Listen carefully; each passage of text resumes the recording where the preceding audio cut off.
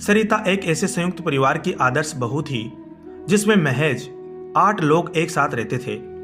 साधारण शब्दों में आप यूं मान ले कि वह एक ऐसी अव्वल दर्जे की भारतीय गृहिणी थी जो सिर्फ और सिर्फ अपने परिवार के लिए हमेशा एक पैर पर खड़ी रहती थी, चाहे इसके लिए उसे अपनी ज़रूरतों का त्याग ही क्यों न करना पड़े। इसके एवज में उसके ससुराल के लोग भी उससे बेहद प्यार करते थे।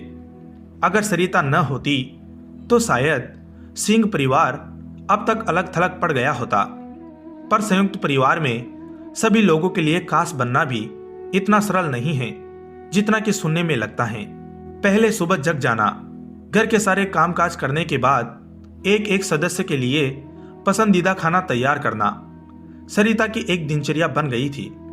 अपने काम के प्रति हमेशा सजग रहने वाली इस आदर्श बहू के अलावा घर की महिलाओं में सरिता से छोटी उसकी लापरवाह देवरानी राशि और स्वभाव से बहुत ही सख्त घर की मालकिन निर्मला मौजूद थी।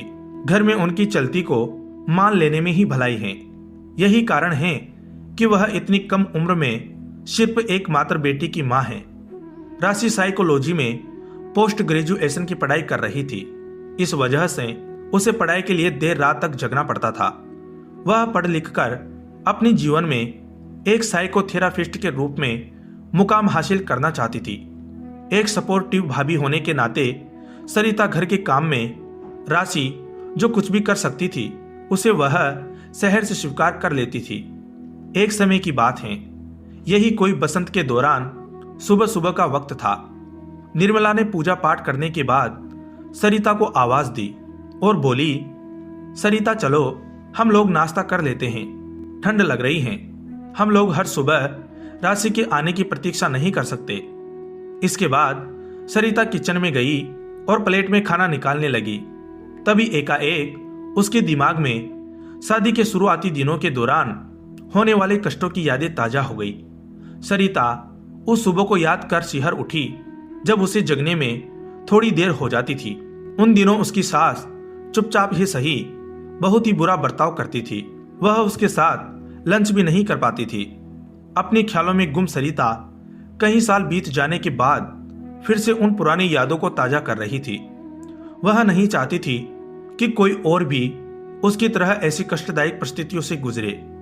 होश में आने के बाद सरिता ने तत्काल राशि को मैसेज टाइप किया, गुड मॉर्निंग। मैसेज का नोटिफिकेशन बजते ही राशि अपने बिस्तर से उठ गई। वह 10 मिनट के भीतर तैयार होकर डाइनिंग टेबल पर खाने के लिए पहुंच गई। टेबल पर बैठी निर्मला को देखकर वह अंदर से काफी सहमी हुई थी। उस वक्त घर में चारों तरफ शांति छाई हुई थी। निर्मला खाने में व्यस्त थी। जब उसने अपनी नजरों को उठाया तो देखा कि सामने राशि बैठी हुई थी। उसने बड़ी ही बेरुखी से कहा, सरिता को बोलो कि चाय बनाए और मुझे भी एक कप दे। राशि डाइनिंग टेबल से उठी और किचन की ओर चली गई। थोड़ी देर बाद गर्मा गर्म चाय लेकर आई और उसे टेबल पर रखकर बैठ गई। निर्मला ने कप उठाकर चाय की पहली चुस्की ली। वही राशि चुपचाप उन्हें देख रही थी। तभी निर्मला अचानक से बोल पड़ी, इलायची की चाय मुझे बहुत पसंद है। माँ, आज राशि ने चाय बनाई है, वो भी खासकर आपके लिए। उसे मालूम है कि इलायची चाय आपकी फेवरेट है। किचन के अंदर से सरिता बोली। उस वक्त राशि के खुशी का कोई ठिकाना नहीं था। वह अपनी भावनाओं को एक पल भी रोके बिना किचन में गई और सरिता को जोर से गले लगा लिया।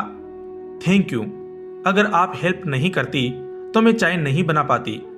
उस वक्त अगर आपने मैसेज नहीं किया होता तो शायद मैं अब तक सो रही होती। इसी बीच राशि ने अपने कंधे पर कुछ तपतपाहट महसूस की। पीछे मुड़कर देखा तो घर की मालकिन निर्मला खड़ी थी। उसके चेहरे पर एक प्यार भरी मुस्कान थी। राशि ने आज तक उनके चेहरे पर इस तरह का भाव नहीं देखा था। थैंक यू राशि। बड़े ही सख्त स्वभाव की निर्मला का मन आखिरकार पिघल गया था। यह देखकर सरिता का मन खुशी से खिल उठा। उसे एहसास हुआ कि अगर आपकी भावना आपके मन मस्तिष्क को कष्ट पहुंचा सकती हैं तो वह कुछ हद तक उसकी भरपाई भी कर सकती हैं।